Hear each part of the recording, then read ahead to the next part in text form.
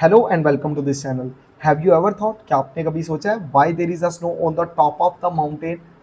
पहाड़ों की टॉप के ऊपर हमेशा बर्फ क्यों होती है, हालांकि वो सूरज से ज़्यादा करीब होती हैं। इस चीज़ को मैंने तब रियलाइज़ किया जब 2024 में मैंने नारायण का गान का विजिट किया। हमने वहाँ पर बहुत सी टॉलेस्ट माउंटेन्स देखी। अब माउंटेन्स की बॉटम के ऊपर तो हमें बर्फ़ नज़र नहीं है, लेकिन जब हमने उनकी टॉप पर नज़र की तो हमें बर्फ़ नज़र आई। इसकी वजह क्या है? इस वजह को जानने के लिए सबसे पहले तो आपको माउंटेन्स की हाइट के बारे में पता होना चाहिए। अगर मैं दुनिया की सबसे टॉलेस्ट बिल्डिंग बुर्ज खलीफा को किसी माउंटेन के सामने खड़ा कर दूँ तो वो ये कुछ इस तरह से दिखेगा।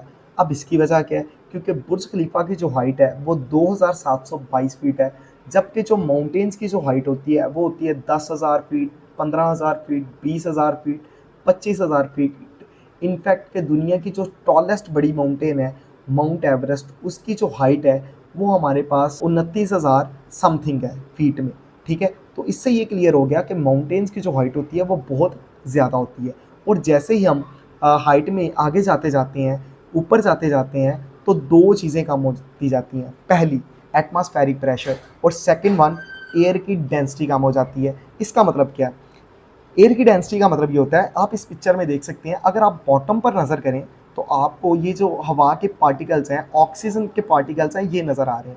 और जैसे ही आप ऊपर जाते जाते हैं तो ये जो एयर की डेंसिटी है वो कम होती जाती है, यानी कि उसके पार्टिकल्स कम होते जाते हैं। और जैसे ही आप और ऊपर जाते हैं तो एयर की डेंसिटी और ज़्यादा कम होती जाती है। और ये चीज़ आप तब रियलाइज़ करेंगे जब आप किसी माउंटेन्स पर जाएंगे, तो आप देखेंगे कि जैसे जैसे आप बुलंदी पर जाते जाते हैं सांस लेने में दुश्वारी आती है। ठीक है, उसकी वजह क्या होती है कि एयर की डेंसिटी कम हो जाती है।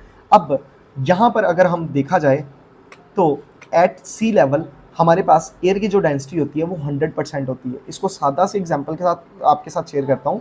इसका मतलब है सी लेवल पर बॉटम पर हमारे पास 100 एयर के मालिक्यूल्स होते हैं। अब अगर हम 7,000 फीट की बुलंदी पर जाएं तो ये मालिक्यूल्स 82 रह जाते हैं। इसी तरह से अगर 15,000 फीट की बुलंदी पर जाएं तो हमारे पास 60 एयर के मालिक्यूल्स रह जाते हैं। और अगर हम 22,000 फीट की बुलंदी पर जाएं तो हमारे पास 48 मालिक्यूल्स रह जाते हैं।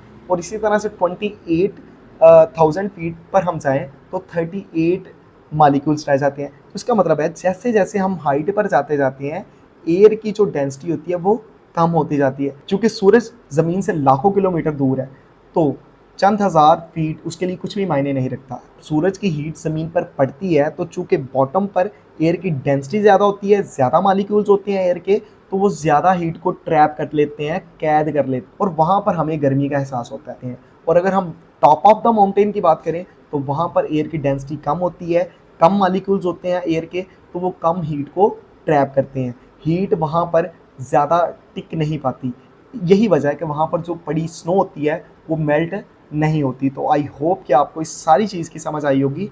Thank you very much.